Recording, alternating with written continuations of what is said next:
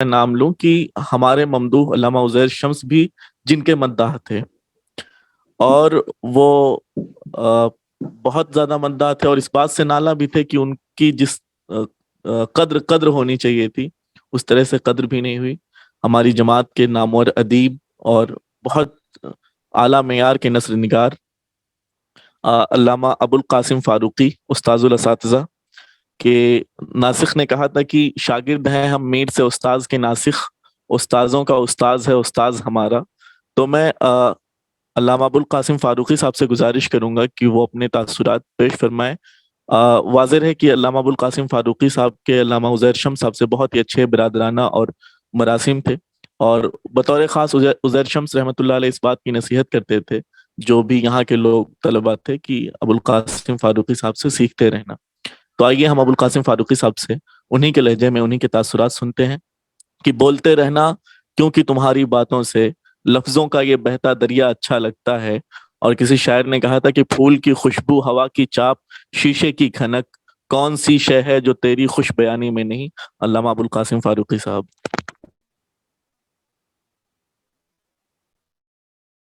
جی شیخ جی، آن ہو گیا۔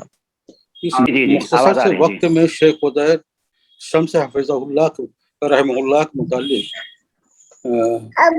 بہت زیادہ بیان کرنا تو ممکن نہیں ہے۔ میں ان کے علم کی، ان کے مضمون نگاری کے متعلق اور سوانح نگاری کے متعلق چند باتیں کہنا چاہتا ہوں۔ یہ میری خوش قسمتی رہی ہے کہ تقریباً وہ مجھ سے 3 سال جونیئر تھے، اور 2-2.5 سال ان کے ساتھ رہنے کا موقع ملا۔ اور ایک واقعہ مجھے یاد آتا ہے، سن 1972 میں مجھے طلبہ کا ناظم بنایا گیا، تو میں نے ایک شرط رکھی کہ میرے ساتھ 2 لوگ اور رہیں گے ورنہ میں ناظم نہیں بنوں گا، اور یہ میں خود سے انتخاب کروں گا۔ تو میں نے شیخ صلاح الدین کو اور شیخ عزیر شمس کو کا انتخاب کیا۔ اچھا، اور یہ دونوں آدمی میرے ساتھ میں رہے، اور کچھ ہی دنوں کے بعد ایک مناظرہ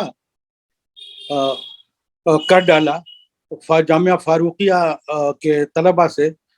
درپردہ طلباء تو نہیں تھے، اساتذہ تھے، مسئلہ نور پر، اور بڑی کامیابی کے ساتھ الحمدللہ مناظرہ کیا۔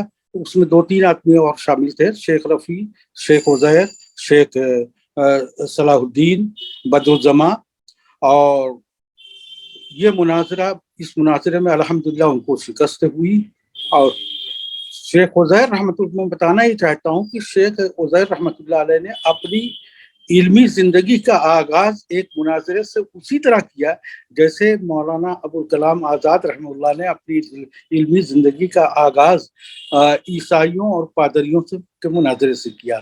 میں پڑھ رہا تھا ایک جگہ گزرا کہ وہ اور یہ ان کے بھائی مولانا ابو النصر اور مشہور ڈرامہ نگار آغا حشر کاشمیری، یہ تینوں مل کر کلکتہ میں اور پادریوں سے مناظرے کرتے تھے، اور اسی سے کچھ دن کے بعد انہوں نے وہ آگے بڑھ گئے، لیکن اپنی زندگی کا علمی سفر کا آغاز یہیں سے کیا۔ اسی طریقے سے عزیر شمس نے اپنی زندگی کا آغاز مناظرے سے کیا، اور پھر اس کے بعد وہ آگے بڑھ گئے۔ اور 2 چیزیں اللہ تعالیٰ نے ان کو بہت وافر مقدار میں دی تھی، ایک تو یہ ہے کہ تحقیق کا ذوق، اور دوسری چیز ہے سوانح نگاری کا ذوق۔ دونوں چیزیں لازم ملزوم ہیں۔ اگر سوانح نگاری میں تحقیق نہ ہو تو سوانح نگاری صرف روایتی ہو کر رہ جاتی ہے۔ اور یہ ابھی عالمیت کے آخری مرحلے میں تھے، اس کے بعد فضیلت میں الحمدللہ اسی وقت کئی لائبریریاں یہاں پر آ گئیں، اور ان کو موقع ملا تو سب سے پہلا کام جو انہوں نے کیا وہ توجہ دی سوانح نگاری کی طرف۔ ان کے ساتھ ان کے جو رفقا تھے ان سب نے اسی کی طرف پہلے توجہ دی۔ میں پس منظر اگر بتاؤں کہ اس سے پہلے اہل حدیثوں میں سوانح نگاری کا حال کوئی بہت اچھا نہیں تھا، اگرچہ اس کا آغاز نواب صاحب نے نہ صرف آغاز کیا تھا بلکہ ایک عمارت کھڑی کر دی تھی، لیکن پھر اس کے بعد علماء اہل حدیث کے سامنے اتنے زیادہ کام تھے، اتنی محاذ آرائیاں تھیں، اور کہ وہ اب سوانح نگاری کی طرف توجہ نہیں دے سکے تھے، لیکن پہلی شخصیت جس نے اس کی طرف توجہ دی وہ تھی مولانا شمس الحق دیانوی رحمۃ اللہ علیہ کی، اور انہوں نے عون المعبود میں اپنے 11 اساتذہ کی سوانح حیات لکھی، اور اس کے علاوہ ایک تذکرہ لکھا، وہ ابھی مسودہ ہی تھا، وہ تراجم النبلاء جو ہے، تذکرۃ تراجم العلماء، اور اس مسودے سے بہت زیادہ فائدہ اٹھایا نظارۃ الخواطر کے مصنف مولانا عبد اللہ یسنی نے، اور مولانا محمد ادریس نگرامی تذکرہ علماء حال کے مصنف نے، لیکن وہ غالباً انہوں نے لیا مولانا عبد اللہ یسنی نے، پھر واپس نہیں کیا۔ کیا ہوا؟ بہرحال وہ آغاز تو یہ ہو چکا تھا، اور مولانا شمس الحق دیانوی نے اور دوسرے لوگوں کو تذکرہ سوانح نگاری پر لگایا، جیسے وہ جو حیات میاں صاحب کے کی جو سوانح حیات ہے، الحیات بعد الممات، وہ انہی کی تحریک سے لکھی گئی۔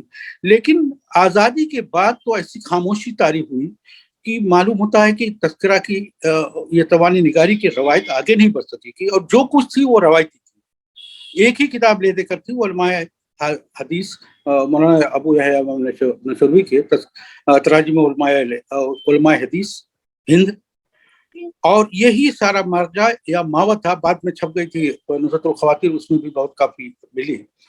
تو وزیر شمس سے پہلے شخص ہیں جنہوں نے بر صغیر میں بالکل محققانہ انداز میں سوانح نگاری کے جو اصول و قواعد اور ضوابط ہیں ان کو ملحوظ رکھتے ہوئے انہوں نے ایک متحقق کتاب حیات الشیخ المحدث عظیم آبادی انہوں نے لکھی، اور اندازہ ہوتا ہے آج بھی اس کو دیکھتا ہوں تو بڑی حیرانی ہوتی ہے کہ جو انہوں نے اصول و ضوابط برتے ہیں وہ آج بھی علماء لکھ رہے ہیں، لیکن ان اصول و ضوابط کے قریب بھی نہیں پھٹک رہے ہیں۔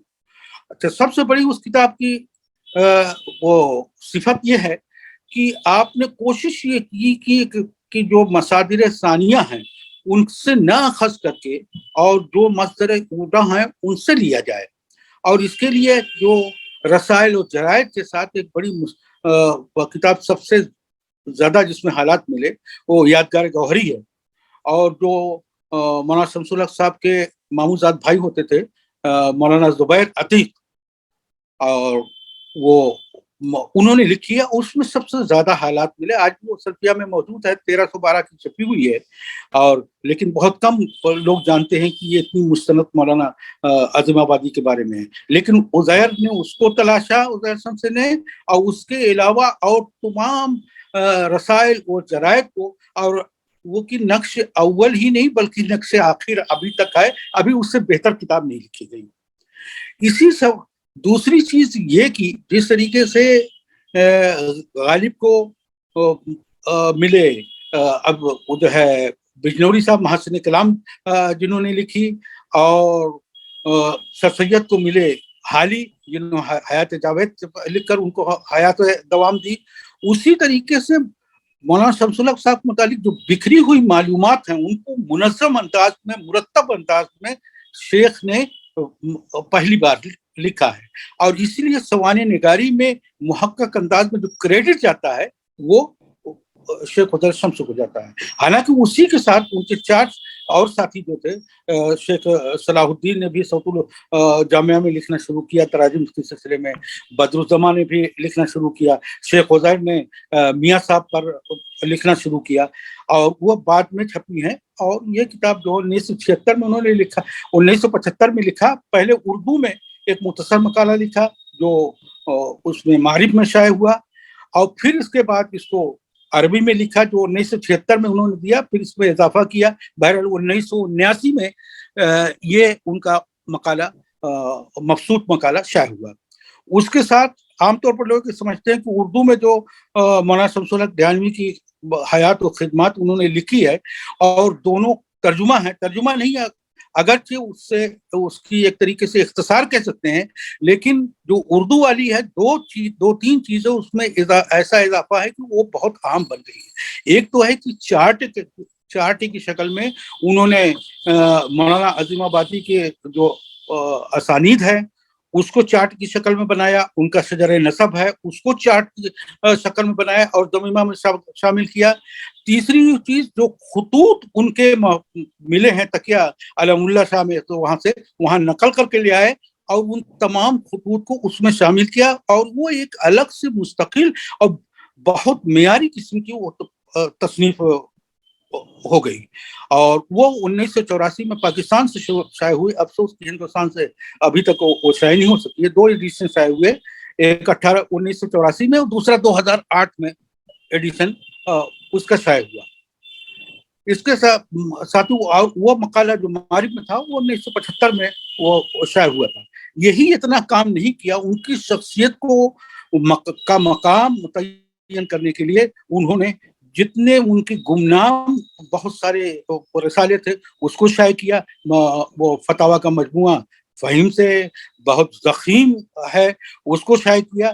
और इसके साथ गायतुल मकसूद की कि 3 एक जुज़ तो मिल गया था लेकिन 2 जुज़ नहीं मिल पाए थे। बहरहाल उसको भी तलाश करके 3 जुज़ को उन्होंने शेख खुदा शम्सी ने शाये किया। ये तो अलग बात हुई, लेकिन उनके सवाने निगारी इसके साथ कम लोगों को इल्म होगा कि उन्होंने जो लिखा है एमए का मकाला और उसमें उसी अंदाज उसी तमाम मेयार को बरतते हुए हाली के सवाने निगारी लिखी। और उसमें एक बात की बड़ी सराहत से उन्होंने जिक्र किया कि मौलाना हाली भी मौलाना शेखुल कुल फिलकुल मौलाना नज़ीर अहमद साहब मुहद्दिस देलवी के शागिर्द थे। मैं समझता था कि इसको सिर्फ सालेह आबिद हुसैन ने ही जिक्र किया है यादगार हाली में, लेकिन मालूम हुआ कि मालिक राम ने भी उसका जिक्र किया और दूसरे लोगों ने भी जिक्र किया है कि उन्होंने वो मौलाना हाली मौलाना मियां साहब के शागिर्द थे।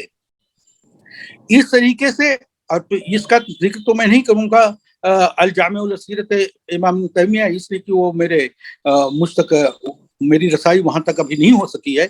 लेकिन सवाने निगारी के मैदान में जो इन्होंने उसूल और ज़वाबित मुतय्यन किए हैं शेख उज़ैर ने, काश कि आज जितने भी तिस्बत तस्करे में लिखने वाले लोग हैं या सवाने में लिखने वाले हैं वो उनको देखें, उनको बरतें और उसी तरीके से तहकीक के साथ उसको लिखें। वक्त ज़्यादा मैंने ले लिया आप लोगों का। बहरहाल इसी बात के साथ, इन्हीं चंद बातों के साथ मैं ख़त्म करता हूँ। अस्सलामु अलैकुम रहमतुल्लाह। जज़ाकुमुल्लाह खैर शेख, बहुत ही कीमती बात है और एक बहुत ही अनोखी जहत पर आपने कलाम किया है। बहुत अच्छा तबसरा रहा है।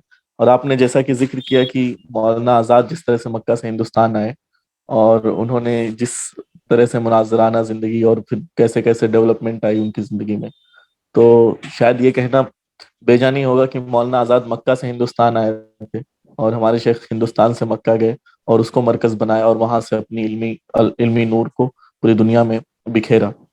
जज़ाकुमुल्लाह खैर शेख, बहुत ही